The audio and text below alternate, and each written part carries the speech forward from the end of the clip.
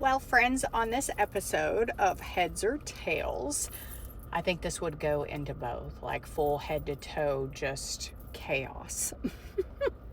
And plus, because I'm too lazy to actually write a book, I'm just going to start doing the story times, pretty much my lifetime lore, if you will, video form, like vlogging, right? So this is what I'll use my podcast for. I'm still going to have guests on. We'll talk about certain topics, but I'm alone a lot, so I figured this is where I'm going to capture a lot of these things.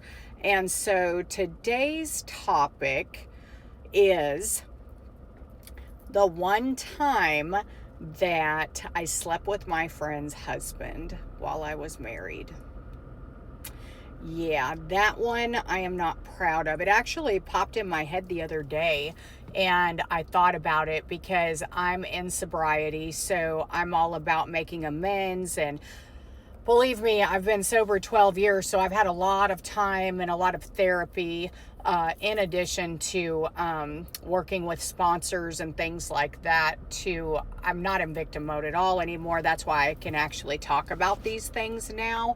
And there's nobody to blame but myself.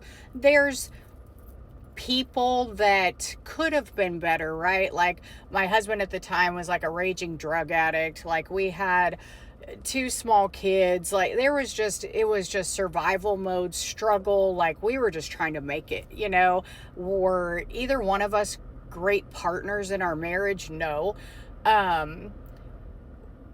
Did I go into it naive? Oh yeah, I was very naive. Like I loved my husband. There was just you could have never told me that I would have slept with someone else. And it was crazy because it wasn't intentional. And I know there's going to be a lot of controversy to this, but it was for a work trip. It was actually a friend of mine got me a job with her husband, and I was really excited.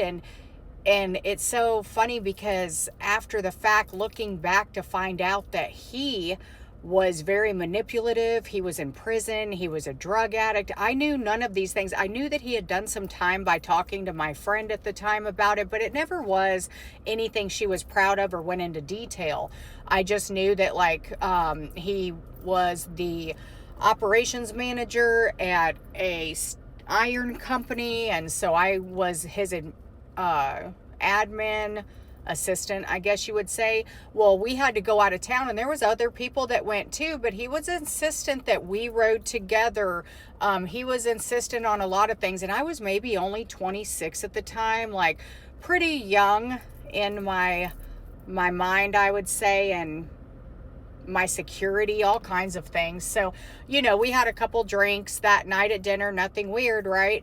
Well, he proceeded to, encourage me to drink more. And then he had come on to me. And at that time, like, I didn't really know how to say no. And this was the first time that I ever had like what I thought a real man, with integrity and just strong, like was actually listening to me and heard, because he asked questions about my marriage. He was trying to find the cracks, right? And sure enough, before I know it, like we're making out and we had sex.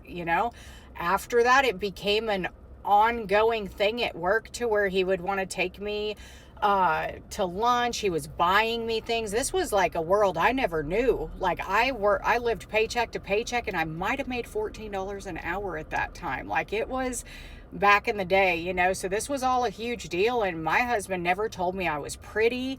It was just not that kind of relationship. So you can imagine all of the flood of feelings, and I was starting to feel like I was seen, and this could be my life, and as bad as I felt about what I was doing, a weird part of me like felt like I deserved it, and I don't know, that really makes me sad, because looking back, like I wish that I could talk to that woman again and just tell her how sorry I am, and that it was never to hurt her. It was strictly selfish on my part. And I don't know. It was a hard one, I don't know. he actually, the funny thing with all that is I had a girlfriend that worked with me, and she was into pills and stuff like that. I wasn't into taking pills. I already was married to a drug addict. Like, I was the one that had to stay on my P's and Q's. I'm scared of drugs. I don't want to lose control. So she confided in me one day, and she was like, I've got to tell you something. You're never going to believe this, but you can't tell anybody. And I'm like, okay, I won't. Well, she's married too. She goes on to tell me that she's having an affair with the same guy that I was having an affair with at work. So then I'm like livid at this point. I'm like, oh my God, this is like a pattern that this man does, is he starts like, and the crazy thing was, even though I didn't take pills, I had access to them, right? So she was trying to take my pills, my extra pills that I had from surgeries, whatever it was, she was selling them to him. So this whole triangle's going on where she's getting things from me because I thought she needed them. She's actually giving them to this guy, but the whole time we're both sleeping with them, and me and her are really tight, and we're both married. Oh man, my 20s were something else. So that really popped in my head the other day, and I was just like, damn, I was a shitty person, Would I ever do that nowadays? No, I would never intentionally sleep with a married man. And that goes into a whole nother story of like, being pineapple friendly, all of those things, agreements in your current partnership, all of these different things, right? Because do I think that monogamy is a thing? It can be. We'll save that for a whole nother topic. But that was something I just definitely, if I ever could get that message to that woman that tried to help me, knowing that I was struggling, and then I got wrapped up in that situation. Am I grateful for it? Most definitely. Did it help push me out of the marriage, the very toxic, abusive marriage I was in? Yes. Do I look at it now as like, I'm glad that she probably got away from that relationship too, because she was such a saint. Like, I really hope and pray that she's with a man that like takes super good care of her, that, I don't know, there was something in her, I think, to make her stay with someone that was incarcerated, and I'm sure that he used a lot of those manipulation tools on her. So I hope that, I know they're not together anymore, so I was happy to hear that. But yeah, that's just a lot of, I had to sit with that one for many years and do a lot of therapy, because I just felt like the biggest piece of shit. And I was when I drank, and before, even when I wasn't drinking, before I used that as an outlet, I did some shady shit because my insecurity, I was so insecure, and like, just that attention, man, that was my drug at one point.